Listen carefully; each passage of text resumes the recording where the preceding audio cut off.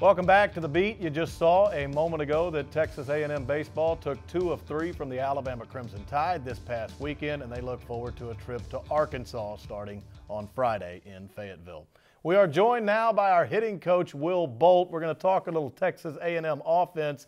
They have been terrific in 2016. And, Coach, let's just get right to it and ask biggest keys to the success offensively, because it seems like it's not just 1 or 2 guys with a high average and a bunch of home runs.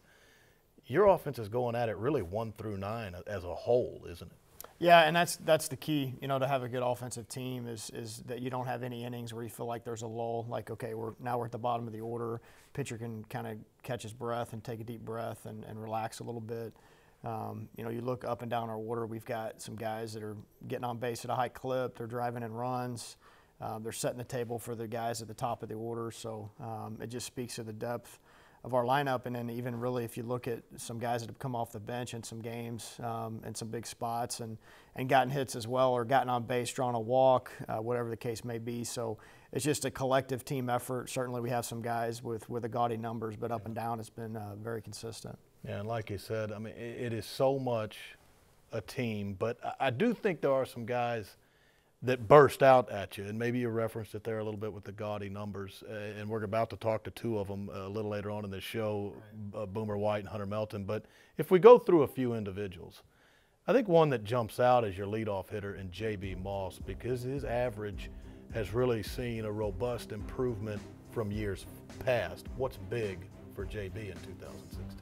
Yeah, JB's he's been really consistent for us, and just a guy that he's had some really good moments here in his career, but just search for that consistency a little bit, and he's been in some different roles this year. We started him at the bottom of the order.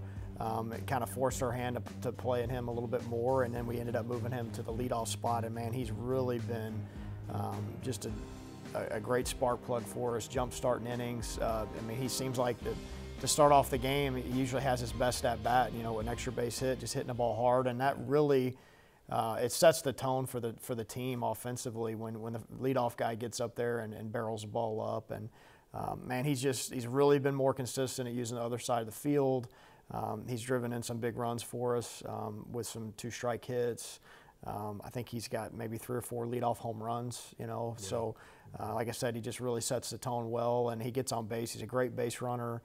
He scored a bunch of runs for us, which is obviously what you want in that spot. Is a guy like him with speed and getting on base for some guys to drive him in. He's been key for us. Mm-hmm. And then in that 3-hole, Boomer White, you've coached good hitters before. A&M has had them as well in this program.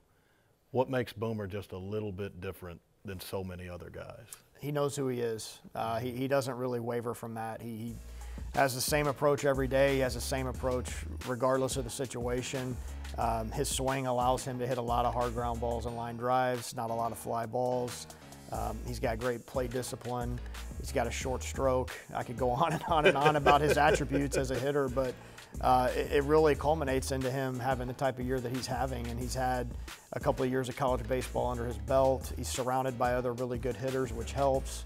But really more than anything, his unwavering approach to being above the baseball and hitting line drives, and not, he could probably hit 10 home runs, honestly, if he wanted to, but the average would just suffer a little bit. But as for what we need him to do and what he knows is his strength, he just sticks to it. He's unwavering with it, and he just really does a great job of using the whole field, and his line drive percentage is as good as I've ever seen. Yeah. And with Hunter Melton, when you watch him come to the plate, you think bigger guy. He's a cleanup man, so you probably think power. It seems he's much more than that, though, with this guy. Yeah, he's really turned himself into a complete hitter. And again, just another guy that's a senior, so he's got a lot of college at-bats, and he's had to make some adjustments here and there.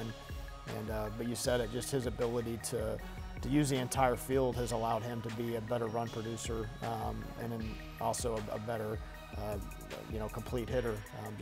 Not just for home runs, not just for power, but he can take the fastball on the other side of the plate, which we've seen him do that. A couple of triples the other way that he's hit, just some big RBI singles. And then when you do that, you put yourself in position to get a hanging breaking ball and do what he did against Mississippi State, one of the best pitchers in the country. So his RBI totals are pretty impressive. I think he's already surpassed maybe what our leader had the entire year last year for pretty good offense. So to say that he's had a great year would be selling him short. He's been nothing short of spectacular. Mm-hmm. And finally, this goes beyond offense. It's the team as a whole. For yourself, Rob Childress, Justin Seeley, coaching these guys. Does it seem like their mindset when they come to the park each day is exactly where it needs to be? And I know that's hard to do, a 56-game schedule, all the workouts they do. It seems like baseball, you can get into a lull a little bit. But are they just a little bit better about being exactly in that mindset you need them to be each and every day? Yeah, they have been, and it makes it easy on us as coaches when we can show up and know that our guys are going to answer the bell, when that first pitch is thrown. And again, a lot of that comes from having an older group, having some guys that have been around. You look up and down our lineup, it's a lot of experienced hitters. So that's something that you don't ever take for granted because it's not easy to find.